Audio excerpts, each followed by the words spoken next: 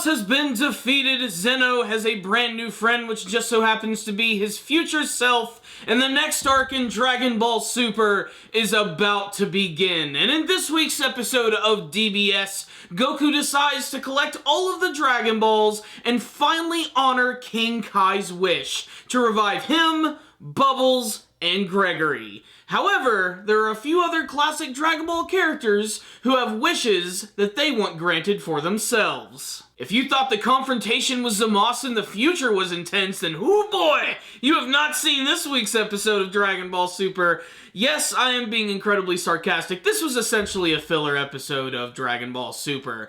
You know, there was a time in the Dragon Ball universe when summoning Shenron was a grand event. Of course, it all started off with Oolong wishing for panties, and over time it ended up being the introduction of grand villains and evil schemes.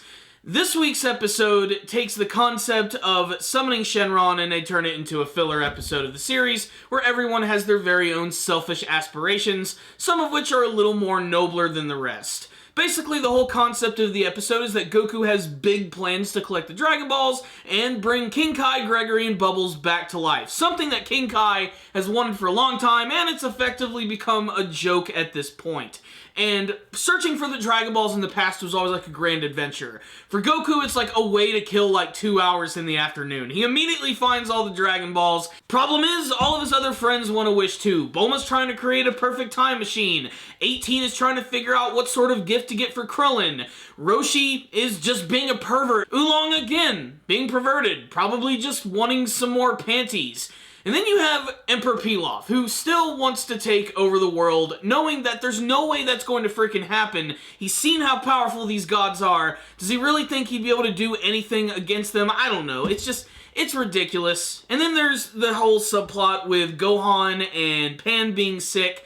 It's like, do we need to waste a dragon wish on the baby? Can't we just go get a sensu bean? Are they really that difficult to grow? Yes, that's right. Goku decides to use one of the two wishes on Gohan and his baby Pan, who just fly out of nowhere and then immediately leave just as quick as they appeared. It was just strange to say the least. And the rest of the episode is everyone trying to plead their case about why they should get their own wishes. And you got Bulma, who does, honestly, I think one of the funniest things of the episode, where she sort of divvies out the wishes to everyone, where she actually calls escorts for Roshi, which is hilarious. This big, swanky pink car just pulls up, filled with all of these women in bikinis, and they're just all over Roshi. It's hilarious, the fact that she would go to lengths. Bulma is so stupid rich, it's honestly become one of the biggest jokes of the series. She even pays 18 to throw Oolong away, and she even gives her advice on what to do with Krillin, which is essentially just spending more time with him.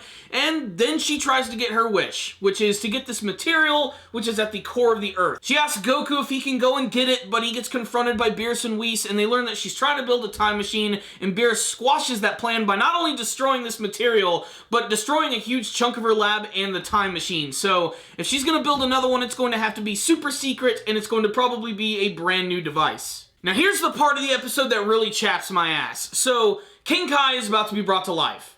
Except that Shenron is so scared and shitting in his freaking dragon underpants because Beerus is there, so he decides to run away.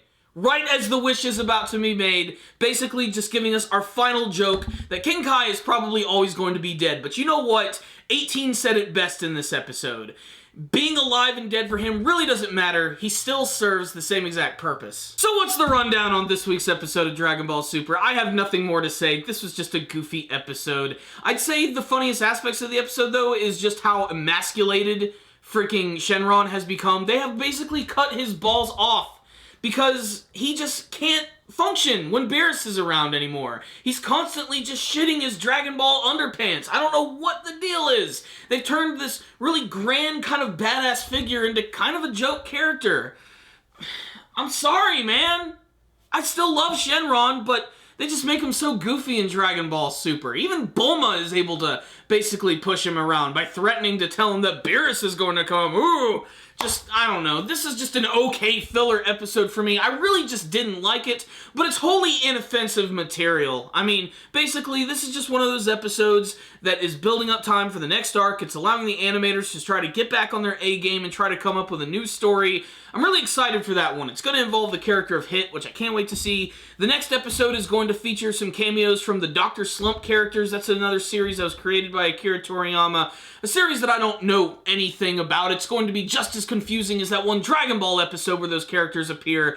So maybe it'll at least be a funnier and more visually appealing episode than this one right here, but don't expect anything too crazy in terms of, like, moving the story along that much. But if you just want to get some laughs from some of your favorite characters from the series, you're going to definitely get them in this episode, and you're going to get some pretty funny stuff at the end with King Kai, who constantly keeps getting swindled out of being brought back to life. I don't know what it is.